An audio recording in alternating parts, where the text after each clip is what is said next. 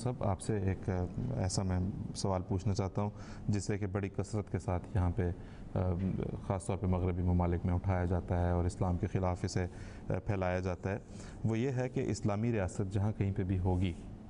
اس میں جو غیر مسلم رعایا ہے ان کو اپنے مذہب کی تبلیغ کی اجازت نہیں دی جاتی۔ تو کیا یہ اسلام کے اصولوں کے مطابق ہے یا اسلامی ریاست کا کوئی ایسا اصول ہے، یہ کیا ہے؟ بات یہ ہے کہ جیسا کہ ابھی راشد صاحب نے بتایا کہ اگر کوئی مسلمان فرد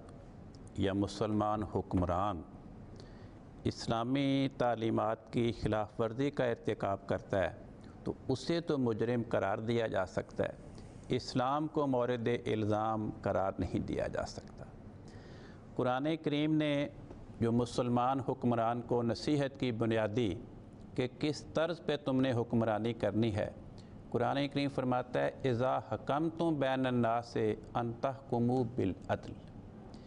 جب تمہیں حکمرانی عطا ہو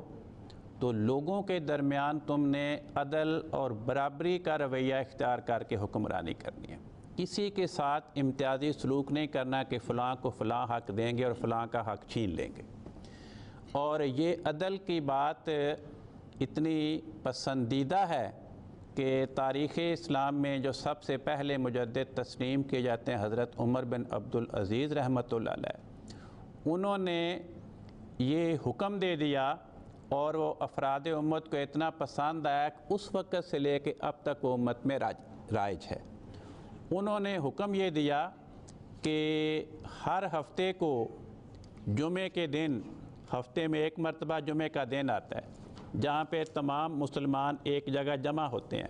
تو انہوں نے فرمایا کہ خطبہ جمعہ میں قرآن کریم کی یہ آیت ضرور پڑھی جائے کہ ان اللہ یأمر بالعدل،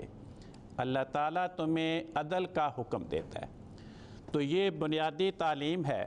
جیسا کہ ابھی راشد صاحب نے بتایا کہ قرآن کریم کی آیات بڑا نکھار کر اس مضمون کو پیش کر رہی ہیں کہ دین کے بارے میں کسی پر کوئی زبردستی نہیں۔ تو اگر اپنی غیر مسلم رعایا کو اس کے عقائد پہ عمل کرنے سے، اس کے عقائد کی سچائی بیان کرنے سے روک دیں تو اس سے بڑھ کر اور اس پہ کیا زبردستی ہو سکتی ہے۔ چنانچہ سب سے پہلی اسلامی ریاست جو دنیا میں قائم ہوئی وہ مدینہ کی اسلامی ریاست تھی، اور حبیب کبریا سرور کونین حضرت محمد مصطفیٰ صلی اللہ علیہ وسلم وہ سب سے پہلی اسلامی ریاست کے سربراہ تھے۔ آپ نے مدینہ میں تشریف لاتے ہی جب آپ کو مدینہ کی حکمرانی ملی تو آپ نے ایک تحریری معاہدہ کیا مدینہ کی آبادی کے درمیان بحیثیت سربراہ مدینہ کے۔ اس میں ایک شک یہ تھی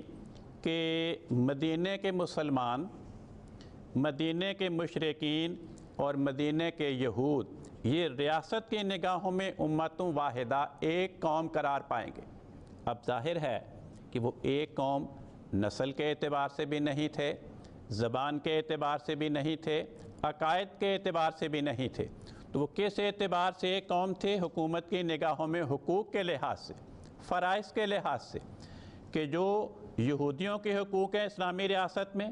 وہی حقوق مشرکین کے ہیں، وہی حقوق مسلمانوں کے ہیں، جو مسلمانوں کے حقوق ہیں وہی مشرکین کے ہیں، وہی یہود کے ہیں۔ تو یہ تینوں اقوام جو مدینہ میں بستی ہیں سب سے پہلی اسلامی ریاست میں فرمایا یہ حقوق کے لحاظ سے،